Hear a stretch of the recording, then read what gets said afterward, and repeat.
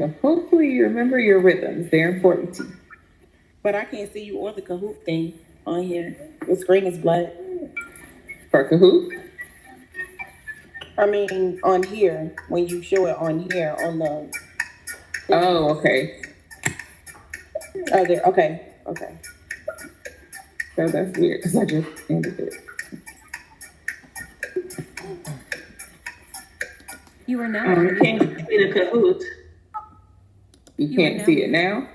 Oh, now it just popped back up. Yeah, Okay. didn't get an answer. Okay. Are you guys doing it on your phones or on your computers? Because you shouldn't be clicking from, I just have it here so you can see it, but you should still be using another device to actually answer the question. Okay. Yeah, I'm answering with my phone, just using my screen as the question. Right. Okay. Okay. So this rhythm is sinus tachycardia. So of course we have our P wave, we have our QRS complex, and we have our T wave. But this rhythm is way too fast. So just assuming that this is a 6-second strip, your rate would be more than I'm going to count right now. But we know that it's way more than 100. So has all its parts, but too fast would be sinus tachycardia. Just keeping a lead for round 2. Name this rhythm.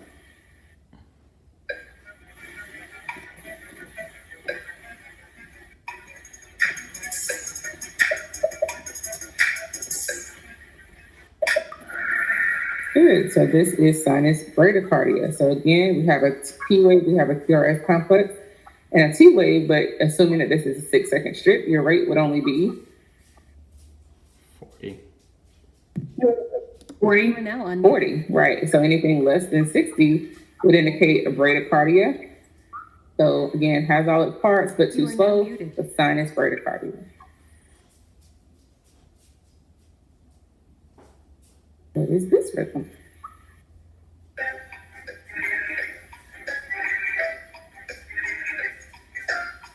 Let's see.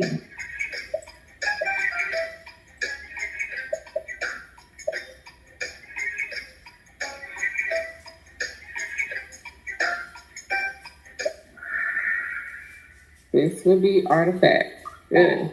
So no distinction, and the way I distinguish between VFib and artifact is that the artifact is even more chaotic than the VFib. It's sharper also in most cases. So like the points here, usually with your ventricular fibrillation, it's more rounded, so to speak.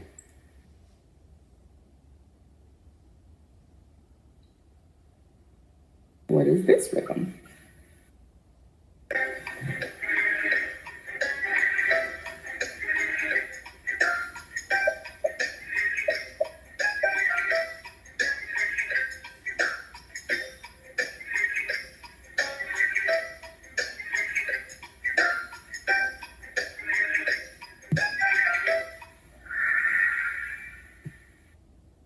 Good job. So this is asystole. So what's the difference between asystole and PEA? PEA is when the rhythm that's shown should have a heartbeat Mm-hmm. or a heart rate, but that when you go to see the patient, they don't. Right. And So asystole shows that they don't have a heart rate. exactly. So this can't be PEA because should asystole give you a heartbeat? If you see this on a rhythm, are you expecting your patient to have a palpable pulse?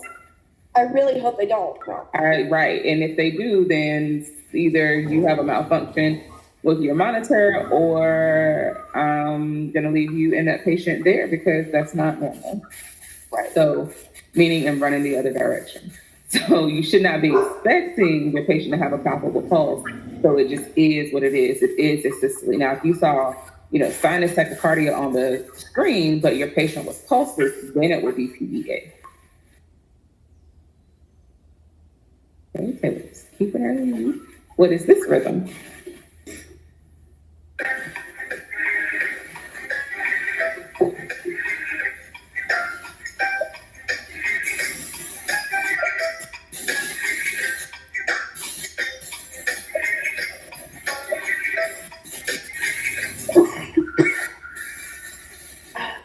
Okay, so remembering this is your tombstones, this is your ventricular tachycardia, your VTAC.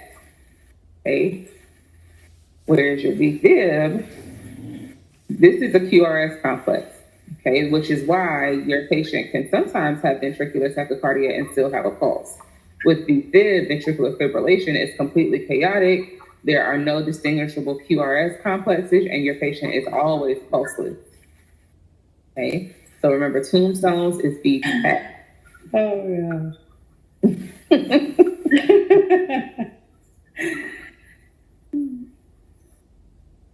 You observe this rhythm on an EKG monitor, but your patient is pulseless. What is this rhythm? Everybody better get it right. No pressure. Good job. So again, if you have a normal looking pulse on the rhythm, something that your patient should have a pulse, but your patient is in fact pulseless, when you palpate a pulse, then it's PEA. That's why PEA is so dangerous, because if you have a person at a monitor bank, or you go by your patient's room and you look at the monitor and you see this pulse, you're not going to say, oh my God, Jim, he's dead, because you're going to assume that they're okay. It's not until you actually go and palpate for a pulse that you notice that your patient is in fact pulseless.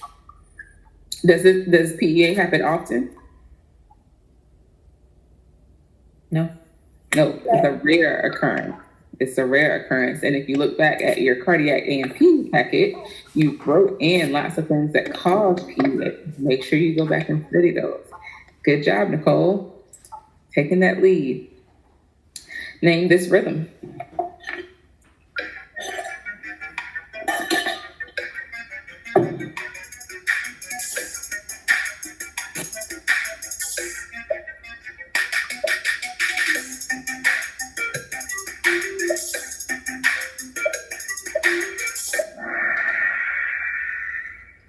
Good. This is a sinus arrhythmia.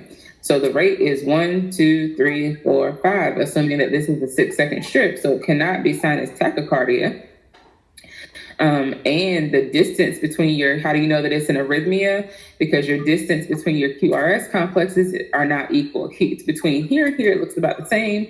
But as you get to between your third and fourth QRS complex, you notice that the distance between the two becomes significantly larger than it is here.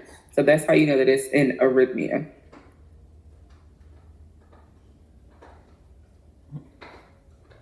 Name this rhythm.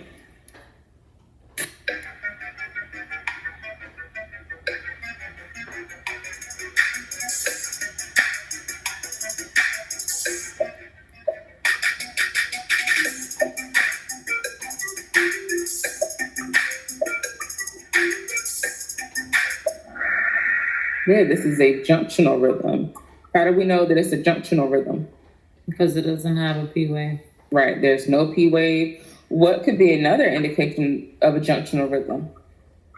Inverted T. What'd you say? Inverted T wave. Right. Inverted P wave. Right. So it's not, of course, a normal P wave should look like a hump. Instead, it would look like a dip. Okay. So it would be inverted. It would be upside down. What's the other name for a junctional rhythm?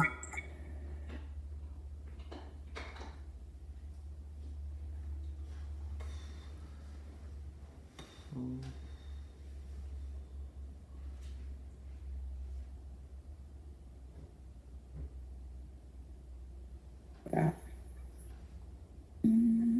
All right, y'all, let me know. All right, Nikki's keeping her lead. Good job. What is this rhythm?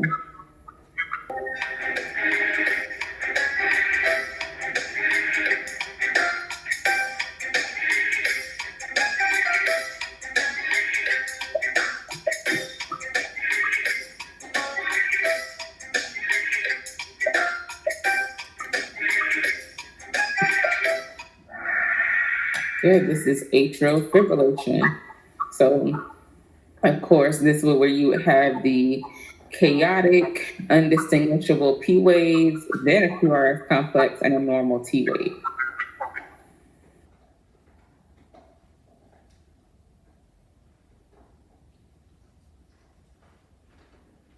What is this rhythm?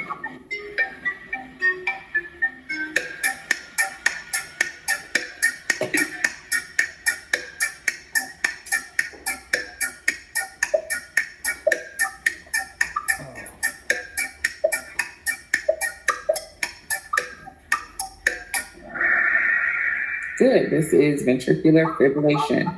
So remember your tombstones or McDonald's arches or whatever you want to call them are your ventricular tachycardia, but your fibrillation is much more chaotic. You don't have the same for both QRS complexes.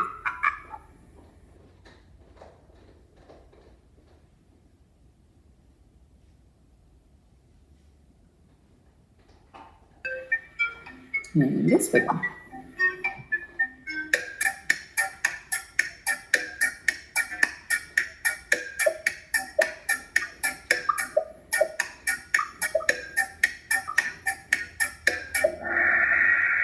Good. This would be a normal sinus rhythm. So you have all of your parts. You have a P wave, a QRS complex, and a T wave.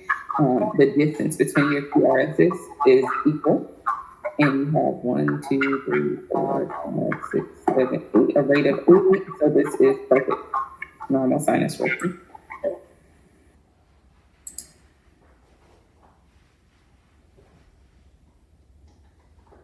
Name this rhythm.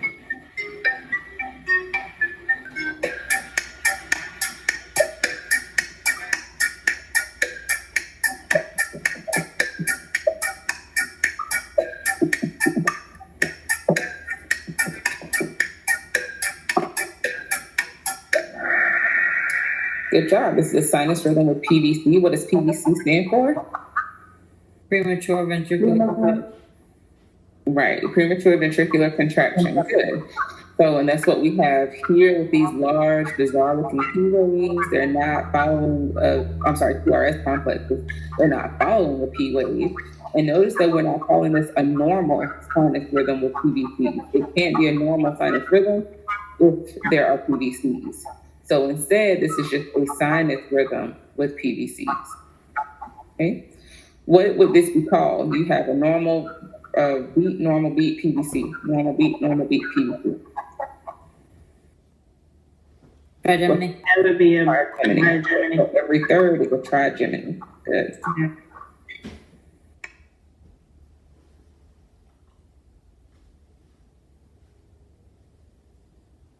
What is this for?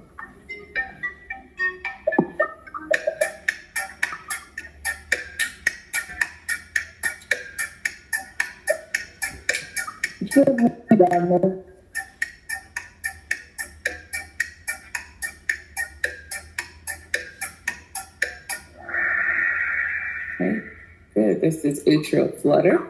So notice that you have multiple distinctive P waves. Then it goes into your QRS complex, the T wave, and then again you have multiple P wave, QRS complex, T wave, P wave, QRS complex, T wave. So the biggest difference that you'll notice between atrial flutter and atrial fibrillation is that the atrial flutter looks much neater. It looks like a distinctive P wave instead of the chaotic twitching of the atriums that you'll see with atrial fibrillation.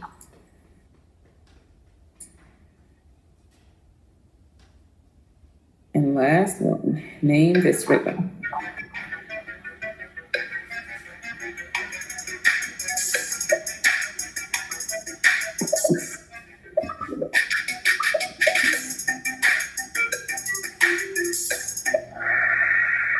Good. This would be a sinus pause because, of course, we have this long pause in between your beats. What's another name for a sinus pause? Sinus arrest. Sinus arrest, right? Not cardiac arrest, but sinus arrest because that beat picks back up.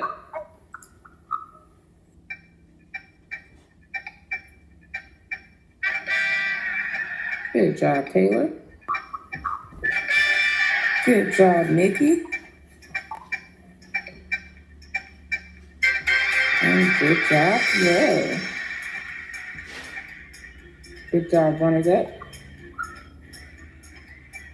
All right. So remember with cardiac, not only do you have to make sure that you study your rhythms, but make sure that you're studying the theory information too. So some of the stuff that we went over this morning, what your waves and complexes on a rhythm strip mean, and remember your cardiac unit also has some information about blood too, right? The components of blood, what parts of the blood have what functions, as in